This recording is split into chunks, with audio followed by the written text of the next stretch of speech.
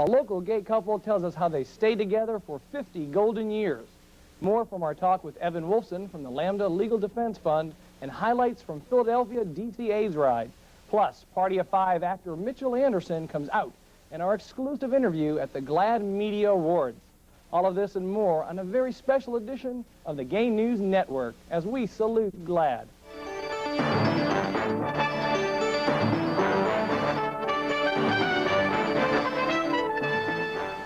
Welcome to the Gay News Network, your source for gay news from the nation's capital. I'm Holly Landau. And I'm Joe Liberatore. Canada's House of Commons passed a national gay civil rights law by a 2-to-1 margin, making Canada the first North American country to outlaw discrimination based on sexual orientation. The law is the result of a 10-year fight during which most of Canada's provinces passed their own gay rights legislation. South Africa bans oppression of homosexuals and forces the military to stop harassing gay soldiers. According to an Associated Press report, the recently ratified South African Constitution bans discrimination against gay men and lesbians. The Constitution passed Parliament by a vote of 421 to 2 and is the first national constitution in the world to ban anti-gay discrimination. In a related development, South Africa's Parliament also adopted a new policy banning military bias against gay and lesbian soldiers. President Nelson Mandela pledged that his country would never again legalize oppression. In Great Britain, a Conservative member of Parliament, Edwin Currie, sponsored a motion to overturn that country's ban on gays in the military, calling it offensive, impractical, and expensive. The Armed Forces Parliamentary Committee upheld the ban because they said it would adversely impact morale and operational effectiveness. Most NATO members allow gays to serve openly in their armed forces. And in Australia, the lower house of New South Wales Parliament passed a measure to prohibit discrimination against transsexuals. Opponents feverishly tried to dilute the bill with amendments, all of which were subsequently struck down.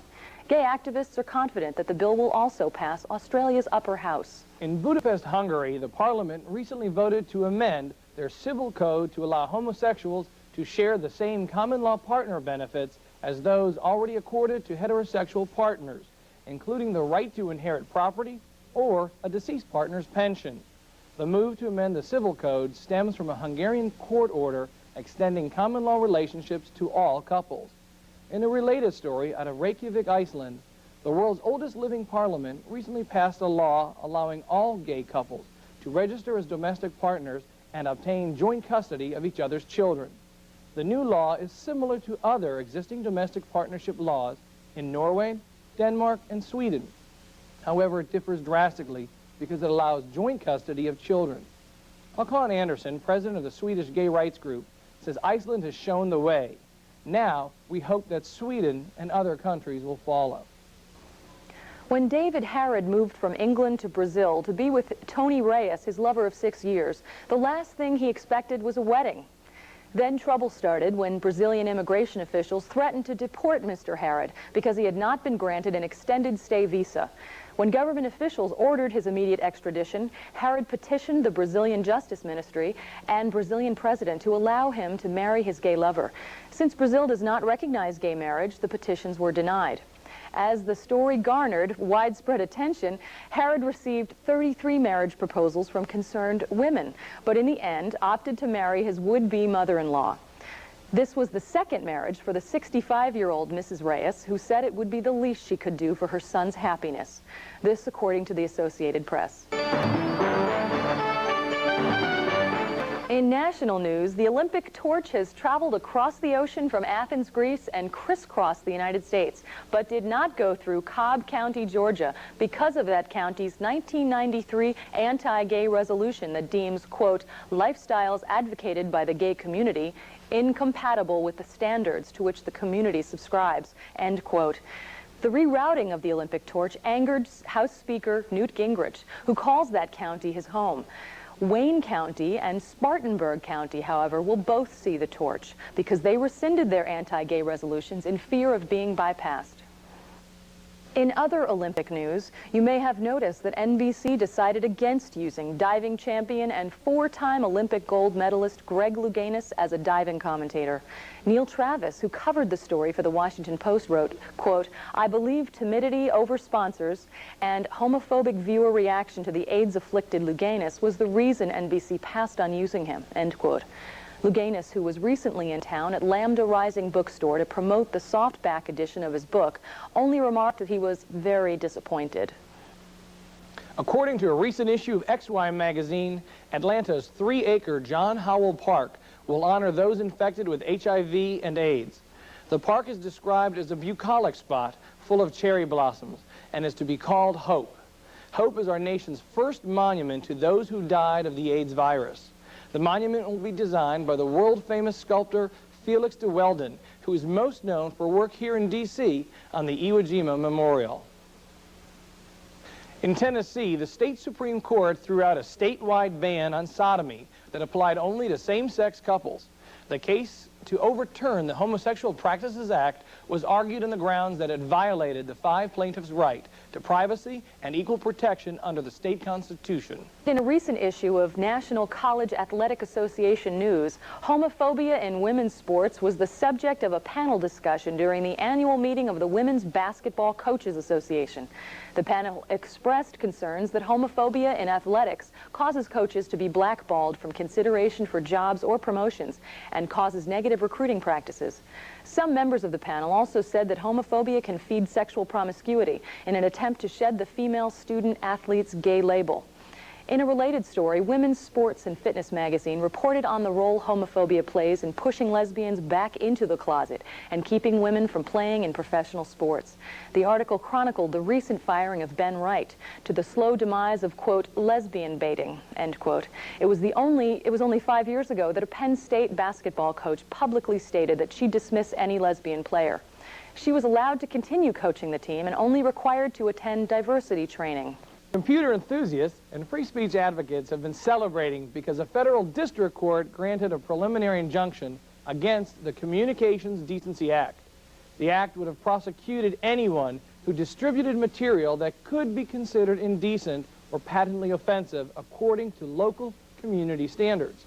The 3-judge panel ruled that the term indecent was too vague to enforce without violating the First Amendment. The decision said in part that the Internet is the most democratic form of mass communications ever invented and is therefore deserving of the highest constitutional protection. For more information, contact the Center for Democracy and Technology via their worldwide website at .cdt.org. The 1996 elections are critical to the lives of gays, our friends, and families. That is the critical message put out by the Human Rights Campaign's new public service announcements. Gay people can't afford to sit back and not vote to re-elect Clinton and defeat Senator Helms, says the HRC. Such notable celebrities from the gay community as Amanda Bierce from Married with Children, Mitchell Anderson from Party of Five, Chastity Bono, Greg Louganis, and Candice Gingrich joined the HRC's effort to get out the gay vote. Recently, chapters of the Gay and Lesbian Alliance Against Defamation, or GLAAD, held their annual award ceremonies across the nation. Television and print media was awarded for excellence, fairness, and accuracy in reporting on gay and lesbian issues.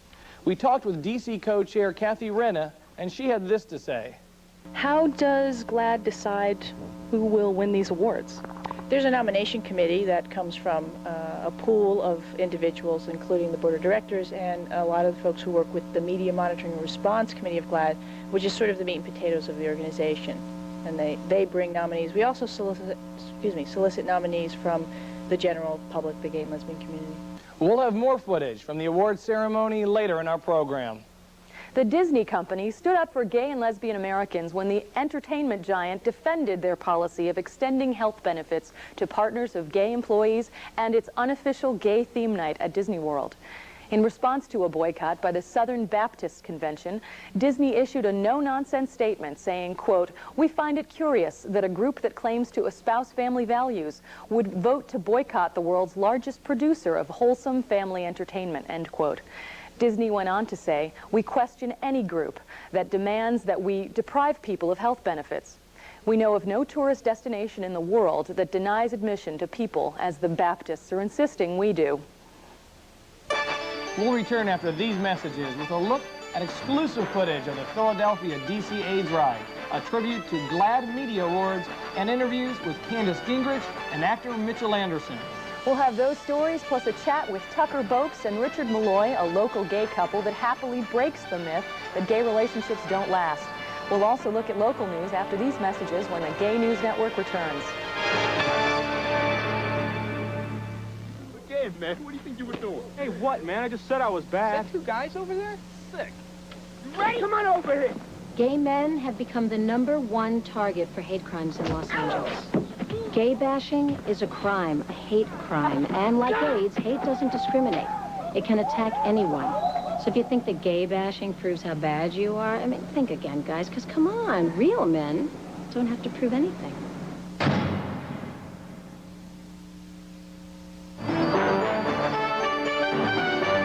Welcome back. Now in local news, in 1995, the number of people living with AIDS in the Washington metro area has climbed to almost 6,000.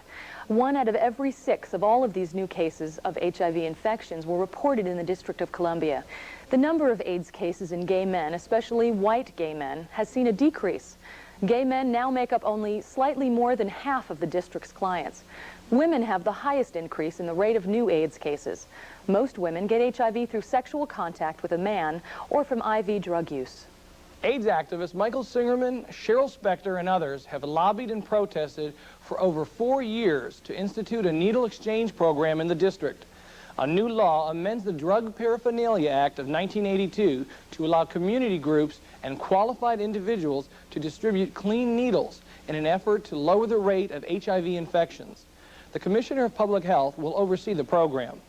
Activist Michael Singerman feels vindicated after years of handing out needles and condoms on street corners, as seen here, in defiance of the drug paraphernalia law. In other AIDS-related news, Food and Friends proudly announced the delivery of their 1 millionth meal. Volunteer Leah Emerson had the privilege of delivering that meal at a special ceremony. Food and Friends has over 600 volunteers and is responsible for preparing and delivering meals to people in the Washington metro area homebound with AIDS. The Philadelphia to DC AIDS ride brought together cyclists from all over our area, including GNN's own volunteers John Heichel and Ernie Harris. They joined thousands of other riders and crew volunteers who traveled over 237 miles through rural Pennsylvania and Maryland. The Philadelphia to DC ride raised a total of $4.5 million, which along with the 4 other AIDS rides this year will make it a part of the most successful AIDS fundraiser to date. The money raised at this event will go to Philadelphia and DC AIDS organizations. We'll return after these messages with Evan Wolfson of the Lambda Legal Defense and Education Fund. We'll find out how local gay couple Tucker BOBST and Richard Malloy have managed to keep things together for 50 years. All of this plus our tribute to GLAAD and interviews with Candice Gingrich and actor Mitchell Anderson as GNN continues.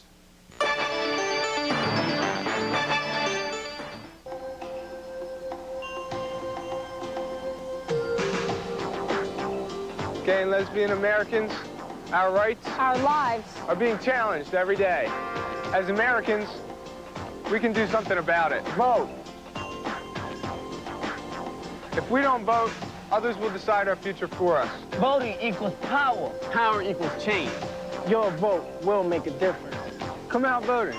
Register today. Hi, this is Candice Gingrich, and when I'm actually in the district in my home, I like to watch GNN, the Gay News Network.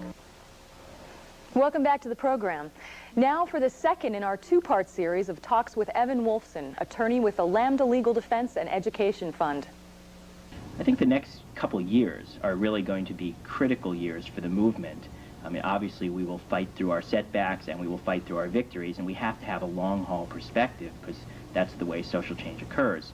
But we are seeing some very, very significant issues coming up at the highest level of national attention, both in the courts, in the U.S. Supreme Court, and in state legislatures and in Congress. And in a way, we are now reaping the risks and benefits of our success. We have gotten to the table in America. We have gotten on the nation's radar screen. We have gotten their attention. So now people are paying attention to what we're talking about. And that means that we have to get much more sophisticated, much more careful about doing political work and cultural work alongside legal work to advance our claims for equality. Alongside the battle over marriage, which is going to capture enormous amounts of attention and interest and resonate with the public both positively and negatively, there is a battle over our whole cluster of family relationships, including parenting. And there's a lot of ignorance about there. I think most Americans today still don't understand that lesbians and gay men not only have relationships, committed relationships, but also raise children. Many people don't understand that gay people are legally able to adopt children and certainly legally able to raise our children in virtually every state in the country. Now, of course, it depends on the judge you get, it depends on the circumstances, but as a matter of law, in 48 states, gay people are entitled to adopt legally. People don't even know that, so one of the things they'll get up and say is, if we allow these gay people to marry, the next thing you know, they're going to be adopting kids. Well, in fact, we do adopt children, and we have children, and we raise children, and that's one of the reasons many of us want the right to marry, want the right to legal protections for our loved ones, including our children. These battles are out there, and marriage and parenting and all of these issues give us a chance to start telling the whole story about who we are. We got to get those stories out there, and we have to do it now. I actually am a strong believer that you have to deploy every methodology of social change. You have to work through the courts, because the courts, theoretically, are there to draw a line and say, the majority can't do this to the minority. Everyone has a basic right, even if they're unpopular. That's what the courts are supposed to do. So we have to go to the courts. But if you only go to the courts, you're not doing enough to work the rest of the system. You're not doing enough to work and educate and engage the majority. That's where the legislative process comes in. And before you go to a legislature and ask them to vote a law or to defeat a bad law, which our enemies often will try to introduce, you have to work the people, you have to work the public, you have to educate, and you have to ask for support. And asking for support takes really kind of several forms too. There's demanding support, and we've been pretty good at that. The gay community, the lesbian and gay community, the AIDS activists have been very good at going into the street and staging demonstrations and marching and protesting. And those are very important.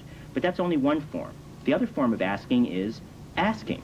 And asking means writing letters. It means organizing meetings and going to another organization and saying, we'd like you to debate and discuss and adopt this resolution in support of our right to marry, or in support of our right to be protected against job discrimination.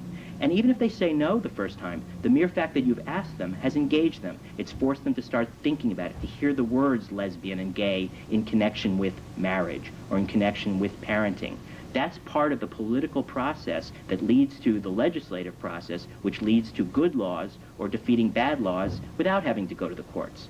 Courts are influenced by what the climate of the country is. They're influenced by what the legislatures do. They're influenced by what the media is saying. And they're influenced by what they hear on the street when they go back home amongst their constituents. We need to be talking out on the street, not only protesting, but talking, engaging our family, our friends, clergy, civic leaders, newspapers. This is nitty-gritty political work. We've got to do it. You know, Joe, fighting for equality shouldn't be so difficult. Well, you might think that the difficulty is well worth it. As the reporter Pearson Brown found out, it wasn't always smooth sailing for a local gay couple who was told 50 years ago that their love wouldn't last. That's right. Actor Richard Malloy and artist Tucker BOBST recently celebrated 50 years together. Today we'll take a look back at their relationship and check in on one couple as they celebrate 46 years together in this exclusive encore performance. We'll discover how the pair weathered the rough spots and enjoyed the good times as we discuss the power of love with the Springfield, Virginia couple. We're here today with Richard Malloy and Tucker BOBST, and you all have been a couple for 46 years. Congratulations. And when you all first met in New York in 1946, people said that you had nothing in common and it wouldn't last. Why were you so different? Why did people have that opinion? Well, because we were young and they felt that this lifestyle, there was no future in it. And it was just something that doesn't last and it's hopeless and all that. So we said, well, we'll challenge that. Then when we decided to do it, we did it. We did our own little thing, went to St. Patrick's Cathedral and 6 o'clock in the morning, made our vows together, and we kept them. Tell me a bit about your life together after you decided you were going to build your life together. I understand you owned a silk screening business. What was it like to live and work together? It just was a natural thing, because he takes care of all the books, and he still does all the paperwork and all that. And, everybody has their ups and downs, you know. Marriage is never easy, and we're finding it now particularly. I mean, here after 46 years, you know, but our peer group, and there are thousands of, there are hundreds that we know anyway that are near our age, and most of them are all living in Florida for God knows why reason, I don't know why. But the non-gay people, too, our friends, and we have a great deal of those, they're all going through the same trauma now. These traumas, all through, when we were younger, you know, you go through a trauma here, then you get to the 30s, and then suddenly, and we had a very promiscuous period, too. I mean, when we went through all these wonderful different stages. If you can survive these, and you can only, and the way you can survive them is just faith in each other, I guess, and particularly in honesty, you know, to each other. Yeah. And we've always been honest. That was the famous, that was the prime thing. What a sweet story, and talk about family values. I'll tell you, I, for one, would like to see them on the front page of the Washington Post. Well, Joe, now it's time for our special tribute to GLAAD, which stands for the Gay and Lesbian Alliance Against Defamation. The group has made so many far-reaching changes in the way gay men, lesbians, bisexuals, and transgendered people are perceived in the media. This special Gay News Network tribute to the GLAAD Media Awards was prepared for us by GNN correspondent Luce DeLuna when GLAAD DC celebrated 3 years of fair-minded reporting on gays and lesbians. Hi, I'm Joe Liberatore. And I'm Holly Landau. Today we're at the 3rd Annual GLAAD Media Awards. Joe tonight is going to talk with Party of Five's Mitchell Anderson. And Holly will mix and mingle with all of the celebs. Stay tuned. Well, I'm here, was asked to present some awards, which I am very honored to have been asked. It was my presentation of award last year at the GLAAD Media Awards in LA that led to my appearance on Friends. So, A, I'm very appreciative of GLAAD for that, and B, I think that they're doing a great service because only, you know, unfortunately recently have we seen the good, positive, accurate images of gays and lesbians in the media, and I think it's wonderful that they take the time to reward the people who are doing the good. Remember, we as gay and lesbian people have had a long time to think through how to come out to our parents and other family members, and we need to give them the time that they need to process the information. And then the next step is we need to remember that they go through a coming out process themselves, so we're out to them and they can process that information, but how do they deal with their coworkers, with the rest of the family, with the siblings in the family, with their friends? And frequently, parents go right into the closet when the kid comes out of the closet. So whatever gay men and lesbians can do to help their parents in that whole long coming out process that parents go through, it's a good thing to remember that they need to do that. Also, just as we keep coming out to new friends, new co-workers, our parents keep coming out over and over again, and it's just a lifelong process, and one that it's important for us as gays and lesbians to remember to support our parents on. Now, PFLAG has literature and support groups and education programs that will help both gays and lesbians and the parents and the other family members as they go through this coming out process. It's a homophobic society. PFLAG is a really safe, wonderful space for gays and lesbians and their parents and family members. You should go to a meeting. We have 390 chapters across the country, and get to know other gays and lesbians and other parents. And you know, maybe you'll stay for one meeting, maybe you'll keep coming back and turn into an activist. But it's a wonderful, safe space for everybody. With me today is cast member of Party of Five's successful television show. It is Mitchell Anderson. Mitchell, hi, thanks for being with us. Thanks, nice to be here. We understand there's a very interesting story to you in terms of your personal life, where you went to a recent event in Los Angeles and you sort of ended up outing yourself. Do you want to tell us a little bit about how that came about? Well, at the GLAAD Awards in LA, I was asked to present, to introduce the traveling exhibition of an exhibit that's going around the country of photographs of the gay movement. And I had been thinking for a while that it was maybe time for me to come out in a more public way. I had always thought that I would do it, but maybe wait until I was more famous or I was on a more secure show or a bigger job, you know, whatever. But there's always reasons not to. And I just decided that night that I would take a deep breath and walk out on stage and say what I had to say. But the reason really is because the character that I play, being gay, it begs the question of the actor when I'm interviewed on different things, and I don't think it's necessarily a question that should be asked. I'm an actor. I play lots of different roles, but for one reason or another, because of the way the world is right now, that's what happens. And that night, a woman from CNN said, she was interviewing me in the press line, and she asked me if I would be available to do an interview about being a straight actor playing a gay role.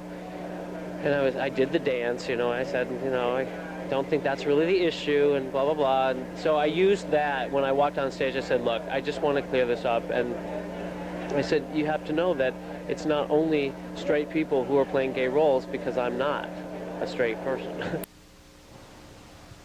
That's really great, and I can't believe you met Mitchell Anderson just 48 hours after he came out publicly. I can't believe he's already taken. Well, that's all the time we have for today's show. If you'd like to become a volunteer with us, please write to us at GNN 2929 Eskridge Road, Suite S, Fairfax, Virginia 22031. Before we go, here's another look at the GLAAD Media Awards. We'll see you next show.